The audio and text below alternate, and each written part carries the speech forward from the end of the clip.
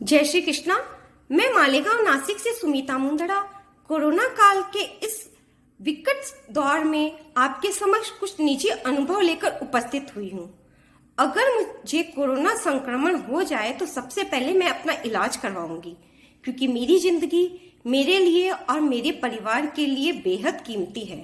साथ ही मेरे संपर्क में आने वाले सभी लोगों को एक दूरी बनाए रखने का निर्देश दूंगी, जिससे मेरी वजह से वो कोरोना संक्रमित ना हो जाए। पर कुछ लोगों की सोच मुझसे अलग है। वो लोग कोरोना संक्रमित होते हुए भी मास्क, सैनिटाइजर और सोशल डिस्टेंसिंग के नियमों का पालन नहीं करते हैं और साथ ही ये बात छुपा कर रखते हैं कि वो कोरोना संक्रमित है। वो टेस्ट करवाने से भी हिचकिचाते हैं। उन गैर जिम्मेदार लोगों की वजह से ही आज मेरा परिवार कोरोना संक्रमित हो गया है। कोरोना संक्रमण के इलाज के दौरान डॉक्टर्स, हॉस्पिटल और अन्य कोरोना संक्रमितों परिवारों के संपर्क में आने से मुझे कुछ अनुभव हुए। कुछ बातें शेयर की सबके साथ, उनकी भावनाएं समझी, अपनी बातें कही। जो अनुभव मैंने हासिल किया वह आपके साथ साझा कर रही हूं। शायद यह आपके किसी काम आए। कोरोना संक्रमण का अंदेशा होने पर हम सबसे पहले किसी प्राइवेट लैब में जाकर के टेस्ट करवाते हैं, क्योंकि गवर्नमेंट लैब में जाना और वहां लाइन लगाना और इतना पेशेंस हम में नहीं होता है। तो हम सबसे पहले प्राइवेट लैब में जाकर टेस्ट करवाते हैं, तो एक लैब में रिपोर्ट नेगेटिव आती है। फिर भी हमें संतुष्टि नहीं होती है तो हम दूसरी प्राइवेट लैब में जाते हैं, वहां हमारी रिपोर्ट पॉजिटिव आ जाती है। अब इस उधेड़-बुन में हम सीधा हॉस्पिटल पहुंच जाते हैं। हॉस्पिटल जाने पर जब हम किसी प्राइवेट हॉस्पिटल में जाते हैं तो हमारी रिपोर्ट फिर निकाली जाती है और वह पॉजिटिव ही आती है।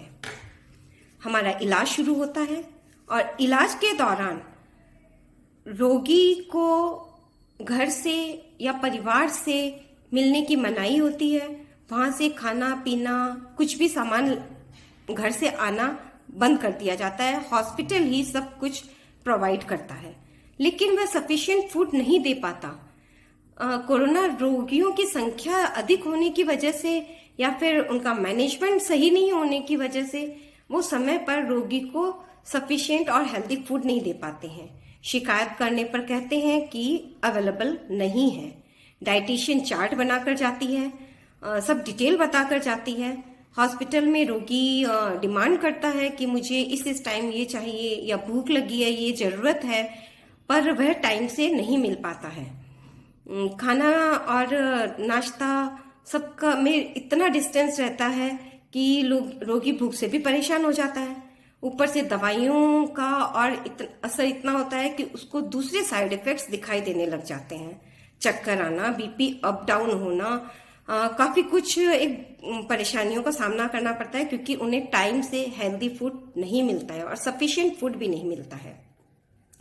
और दूसरी तरफ धीरे धीरे, जब ये सभी हॉस्पिटल में नहीं है पर कुछ हॉस्पिटल्स में ऐसा देखने को मिला है और लोगों से बातें करने पर मुझे समझ में आई है, वह बात आपसे साझा कर रही हूँ। साथ ही जब डिस्चार्ज का समय आता है तो उसका परिवार पहले से ही, रोगी और उसका परिवार पहले से ही बहुत परेशान है, मानसिक कष्टों से निकल चुका है, 8-10 दिन हॉस्पिटल में बिता चुका है। ऐसे में वह जल्द से जल्द हॉस्पिटल से डिस्चार्ज होकर घर पर जाना चाहता है, पर हॉस्पिटल वाले सुबह से डिस्चार्ज शीट बनाने की तैयारी करते हैं, वो रात तक बनती ही रहती है। वो डिस्चार्ज शीट बनाने में 8 से 10 घंटे लग जाते हैं और इसी बीच में अगर किसी का मेडिक्लेम किया हुआ हो तो खैर और लंबा टाइम हो जाता है। मेडिक्लेम की फाइल हॉस्पिटल से मेडिक्लेम कंपनीज में भेजने में हॉस्पिटल को लंबा टाइम लगता है। अब यह प्रोसेस होने में, करने में रोगी इतना परेशान हो जाता है कि वो हॉस्पिटल वाले फाइल भेजते नहीं है और अप्रूव हो, उसका कैशलेस या फिर मेडिक्लेम अप्रूव हो नहीं पाता है और उसकी वजह से अंततः रोगी परेशान होकर मेडिक्लेम कैंसिल करके कैश डिपॉजिट करके जैसे तैसे घर पर आ जाता है। अब ऐसी परिस्थिति में आप बताइए कि परिवार और रोगी क्यों करवाते हैं आखिर मेडिक्लेम? न हॉस्पिटल साथ देता है, न मेडिक्लेम कंपनीज समय पर और पूरा मेडिक्लेम दे पाती है। जब हम हॉस्पिटल में अपनी रजिस्ट्रेशन करवाते हैं, एडमिशन फॉर्म भरते हैं, वो भी इतना लंबा चौड़ा प्रोसीजर होता है कि रोगी के परिवार में अगर कोई पढ़ा लिखा न हो तो वो इधर उधर आसपास पेशेंट्स को, पेशेंट के घर वालों को, आसपास के अन्य लोगों से सहायता मांगने पर मजबूर हो जाता है। वहां रिसेप्शन पर कोई सहायता नहीं मिलती है, बस बंच दे दिए जाते हैं पेपर्स के, इन्हें फिल करके लाइए।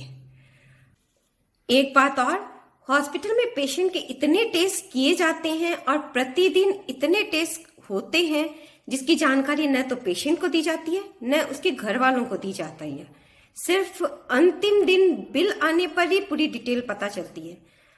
अगर कोई पेशेंट अवेयर है या उसके घर वाले अवेयर है, वो बार बार इंक्वायरी भी करते हैं क्या टेस्ट हुआ, क्या रिपोर्ट आई, तो भी उनको डिटेल नहीं बताई जाती है।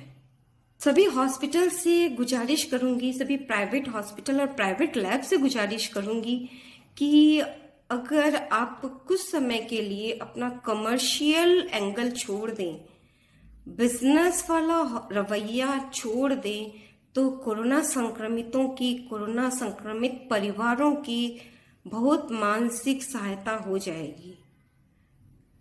कृपया इस विकट परिस्थिति में कोरोना संक्रमितों की सहायता करें, कोरोना संक्रमितों के परिवार वालों की सहायता करें, इंसानियत दिखाएं, ना कि सॉरी, यह शब्द नहीं बोलना चाहूंगी। धन्यवाद।